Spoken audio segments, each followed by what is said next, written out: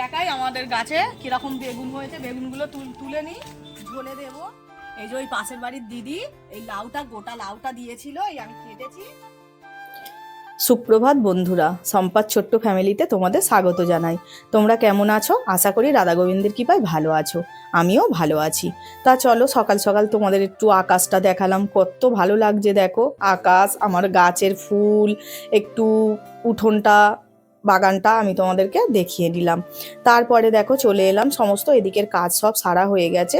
তারপরে চলে এসেছি ঠাকুর ঘরে, ঠাকুর ঘরটা মুছতে। দেখো ঠাকুর ঘরটা সুন্দর করে মুছে নিচ্ছি। মুছে নিয়ে তারপরে আমি করব কি, বাসনগুলো ভালো করে মেজে নেবো। আজকে না একটু পিতাম্বরী পাউডার দিয়ে বাসনগুলো মাজবো। তা আমি বাসনগুলো তোমাদেরকে আর দেখাইনি মাজাটা, আমি বাসনগুলো মেজে নিয়েছি। মেজে দেখো আমার গাছের কটা ফুল ফুটেছিল, বড় বড় যে জবা ফুল, জবা ফুলগুলো তুলে নিলাম। পাশের বাড়ির মামিদের গাছ থেকে ফুল তুলে নিয়ে এসেছি। আর এখানে দেখো একটা সাদা অপরাজিতা হয়েছে, তা সাদা অপরাজিতা থেকেও ফুল তুলে নিলাম। আর কটা আকন্দ ফুল তুলে নিলাম।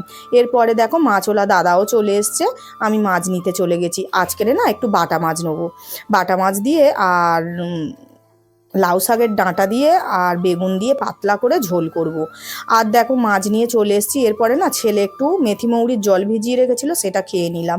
নিয়েই কিন্তু আমি ঝপাস করে একদম সকালের টিফিনটা বানাতে বসিয়ে দিয়েছি। কড়াতে একটু তেল গরম করে তাতে 5 ফোড়ন আর কাঁচা লঙ্কা ফোড়ন দিয়ে আর এই আলুর তরকারিটা আমি বানাচ্ছি একদম সাদামাটা করে, কিন্তু এত সুন্দর টেস্ট হয়েছিল না সকালবেলা।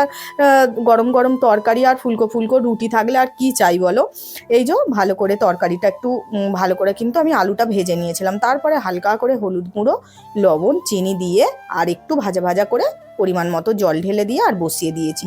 এদিকে তরকারিটা ফুটছে, আমি এদিকে আটাটা মেখে নিচ্ছি। আটাটা মেখে নেওয়ার পরে তারপর রুটিটা করে নেবো। তারপরে কিন্তু মায়ের চা করে দেবো। মা চা তো খাওয়ার নেশা, আগে মা চা খায় না, মা ওই টিফিনের সঙ্গেই কিন্তু চা খায়। এরপরে দেখো আমি রুটিগুলো সব সেঁকে নিচ্ছি। আর আমি একটা করে সেঁকি আর একটা করে তারপরে আবার ফোলাই, এই করে আমি কিন্তু রুটিগুলো সেঁকে নিই। এরপরে দেখো আমি মায়ের কিন্তু চাটাও বসিয়ে দিয়েছি। আর তিনটে প্লেটে আমি খাবার বেড়ে নিচ্ছি। মায়ের একটু তরকারি, আমার আর বাবুর, আর তার সঙ্গে রুটি। মা আমাকে 100 বার বলছিল চা খা মা, চা খা। আমি না, চা খেতে খেতে না জানো তো আমার নয় নেশা হয়ে যাচ্ছে। সকাল হলেই নয় জানো মনে হয় চা খাই, আর চা খেলে না আমার শরীরটা ঠিক কীরকম ধরনের একটা প্রবলেম হচ্ছিল জানো তো, আমি না বুঝতে পেরেছি। ওই জন্য মাকে বলি না, তুমি আমাকে চা খাওয়ার কথা একদম বলবে না। তা দেখো চাটা খেয়ে টিফিন, এই চা আমি খাইনি, মা খেয়েছে টিফিন খেয়ে। তারপরে দেখো চলে এসেছি গ্যাসটা কিন্তু আবারও ভালো করে মুছে নিতে। কারণ কেন বলো তো, এই রুটি করেছি তো, রুটির ধুলো নোংরা একদম ভর্তি হয়ে গেছে। আর আজকের সকালবেলা নয় কাজের একটু চাপই ছিল বলতে পারো, কারণ একটুও বসতে পারিনি জানো। টিফিন খেয়েই এবার মাছগুলো রেখে দিয়েছি, মাছগুলোও কাটতে হবে। দেখো আমি চলে এসেছি মাছ কাটতে, আর দুটোই ছোট মাছ, মানে বাটা মাছটাও ছোট আবার চিংড়ি মাছটাও ছোট। আর চিংড়ি মাছটা কেন নিয়েছি বলো তো, ওই পাশের বাড়ির দিদি বললাম না আজকের দিদির বাড়িরই সব রান্না হবে। দুপুরবেলা রান্নার তোড়জোড় শুরু করে দিয়েছি। এই যে ওই পাশের বাড়ির দিদি এই লাউটা, গোটা লাউটা দিয়েছিল, এই আমি কেটেছি। আর এই লাউ শাক দিয়েছে, দিদির বাড়িরই আজকে সব কিছু আমাদের রান্না হচ্ছে। আর এই লাউ ডগা দিয়ে বাটা মাছ দিয়ে একদম আলু বেগুন দিয়ে পাতলা করে ঝোল করব। আর এই সজনা ফুলও দিদি দিয়েছে, সজনা ফুলটা একটু ভাজা করব। আজকের ও দিদির বাড়ির সব নিয়ে রান্না হবে। দেখো লাউটা সরু সরু করে কেটে নিচ্ছি, লাউ দিয়ে চিংড়ি মাছ দিয়ে করব, ওই জন্য একদম পাতলা পাতলা করে কেটে নিচ্ছি। লাউটা কিন্তু ভালোই বড় হয়ে গেছিল, আর দিদি ভেবেছিল যে পেকে গেছে। দিদি বলে সম্পাদি তুমি যদি নাও নিয়ে নাও, তা আমি বলি হ্যাঁ আমাকে দিয়ে দাও। পেকে গেছে তা কি হয়েছে, দানা বাদ দিয়ে খাওয়া হবে। তাই দেখো একটু দানাটা পেকে পেকে গেছে বলে দানাগুলো বাদ দিয়ে দিচ্ছি, দিয়ে আর এই রান্না করব। চলো তোমাদেরকে দেখাই আমাদের গাছে কিরকম বেগুন হয়েছে। বেগুনগুলো তুলে নিই, ঝোলে দেব। এই দেখো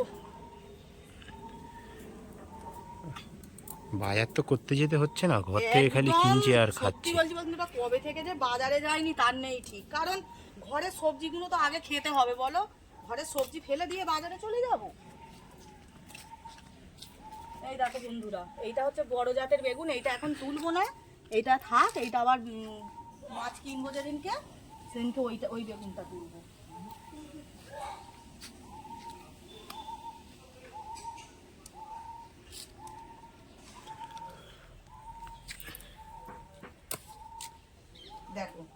আমার ঝোল হয়ে বেশি হবে, হয়ে বেশি হবে। ও পোকা নেই, কিচ্ছু নেই, এত সুন্দর হয়েছে।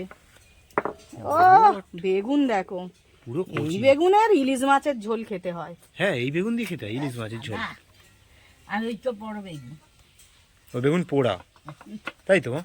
ও বেগুনগুলো আজকে দেখো বন্ধুরা, একদম সব উপকারী খাবার আর সব ঘরের জিনিস, মানে কোনোটাই একদম কেনা নয়, সব কিছুই ঘর থেকে। শুধু আলুটা কেনা, শুধু আলুটাই যা কেনা।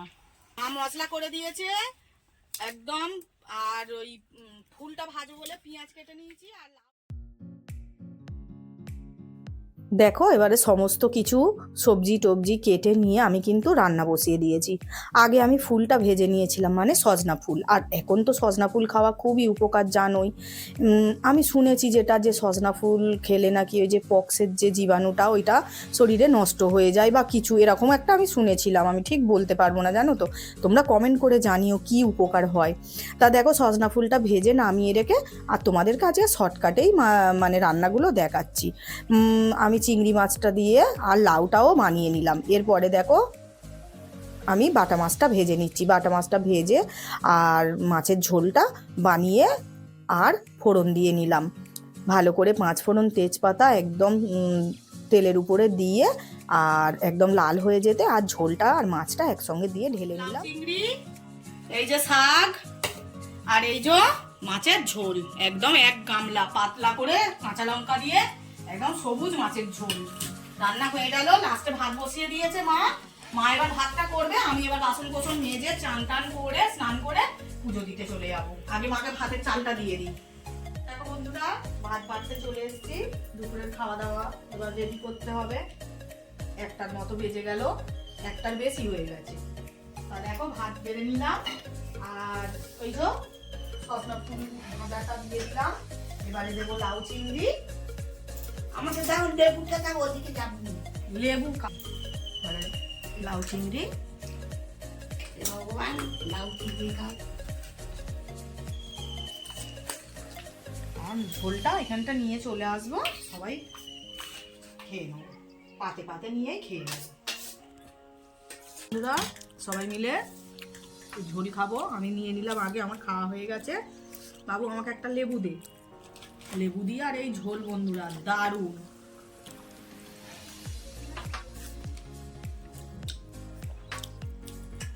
দারুণ হয়েছে একদম, সব রকম পাঁচমিশালি মশলা দিয়ে আর কাঁচা লঙ্কা দিয়ে ডবগা ঝোল।